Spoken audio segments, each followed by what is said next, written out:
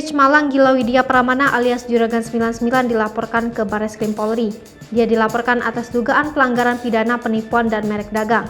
Kabar tersebut dibenarkan oleh Karopenmas Divisi Humas Polri, Brigjen Pol Ahmad Ramadan. Dia menyebutkan bahwa laporan itu telah didaftarkan di Bareskrim Polri. Sayangnya Ramadan masih enggan untuk merinci terkait pelaporan yang dimaksudkan, termasuk kronologi kasus yang membelit Juragan 99 tersebut. Namun, Ramadan menyatakan bahwa Juragan 99 diduga melanggar Undang-Undang Nomor 20 Tahun 2016 tentang merek dan indikasi geografis pasal 100 ayat 1, 2 dan pasal 102 kejahatan terkait rahasia dagang pasal 17, Jangto pasal 13 dan pasal 14. Penipuan atau perbuatan curang Undang-Undang Nomor 1 Tahun 1946 tentang KUHP pasal 378 KUHP dan pasal 55 pasal 56 KUHP.